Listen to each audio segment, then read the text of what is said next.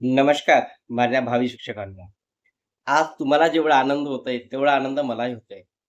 आज तुमची जी लिस्ट जाहीर झाली, ते बघून मला इतका आनंद होतोय, की आपण ज्या पद्धतीने म्हटलं त्याच पद्धतीने सर्व काम होऊन राहिलेलं आहे. तर सर्वप्रथम तुमचं सर्वांचं अभिनंदन. ज्या ठिकाणी तुमची निवड झालेली आहे आणि ज्या जिल्हा परिषदला तुमची निवड झालेली आहे, त्या ठिकाणी जाण्यासाठी तुम्हा सर्वांना पहिल्यांदा तर खूप-खूप शुभेच्छा. चला मित्रांनो, मी एकही क्षणाचा वेळ वाया न घालवता आता पुढची प्रोसेस काय असते ते समजावतो. आता सर्वप्रथम तुमची ज्या जिल्हा परिषदला निवड झाली, त्या जिल्हा परिषदचा एक ग्रुप क्रिएट होत असतो. ग्रुप, WhatsApp ग्रुप क्रिएट होत असतो. ठीक आहे. आणि त्या जिल्हा परिषदमधून तात्काळ कुठल्या तारखेला तुम्हाला डॉक्युमेंट व्हेरिफिकेशनला यायचं, ते बोलावल्या जाते. तर ही निदान तुम्हाला सांगतो, ज्या दिवशी रिझल्ट डिक्लेअर होते, त्याच दिवशी शिक्षण विभाग हे प्रत्येक जिल्हा परिषदला पत्राने कळवते, की तुम्ही तात्काळ या सर्व विद्यार्थ्यांची डॉक्युमेंट व्हेरिफिकेशन करा. ठीक आहे. मी याच्या आधीचा व्हिडिओ बनवलेलाच आहे, की डॉक्युमेंट्स कोणकोणते घेऊन जायचे आहे. तर तो व्हिडिओ तुम्ही नक्की बघा माझा. तर आता तुमचा सर्वप्रथम काय होतो, ग्रुप ग्रुप क्रिएट होतो. ग्रुप क्रिएट होतं. त्याच्यामध्ये ज्या जिल्हा परिषदमध्ये तुमची नियुक्ती झालेली आहे, तेथील काही सर असतात आणि तुमचे सर्व सिलेक्शन झालेले सर्व माझे भावी शिक्षक असतात.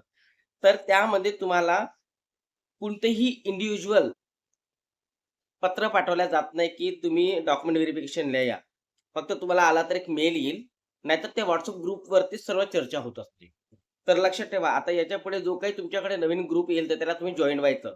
नाहीतर हा ओळखीचा ग्रुप नाही, मी जॉइन होणार नाही, असा विचार डोक्यात आणू नका.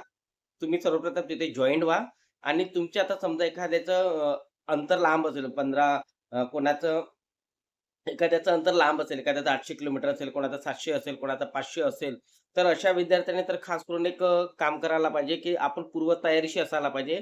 आपल्याकडे सर्व डॉक्युमेंट्स राहायला पाहिजे आणि तुम्ही 2 दिवसाआधीच जायचं त्या ठिकाणी. हो, तुमचं जर अंतर लांबचं असेल, तर तुम्ही 2 दिवसाआधी जायचं आहे त्या ठिकाणी. कारण की वेळेवरती कुठलाही प्रॉब्लेम क्रिएट होऊ शकतो.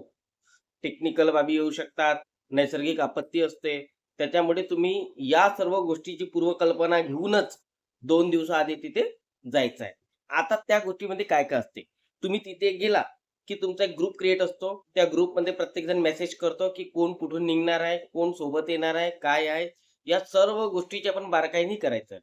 आणि एकदा डॉक्युमेंट व्हेरिफिकेशन झालं, जसं की तुमच्यामधून काही महिला जर गर्भवती असेल किंवा काही त्यांना 2 वर्षाच्या आतील बाळ असेल, तर अशा महिलांनी सुरुवातीलाच अर्ज देऊन टाकायचा.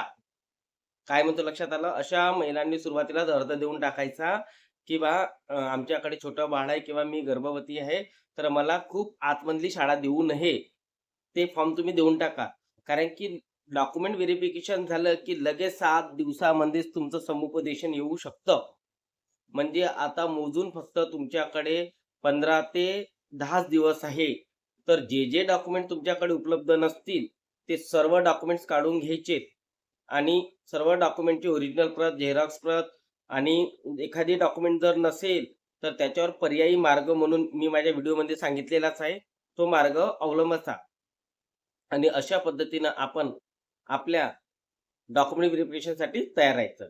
तर आता तुम्हाला पुढच्या वाटचालीसाठी खूप-खूप शुभेच्छा.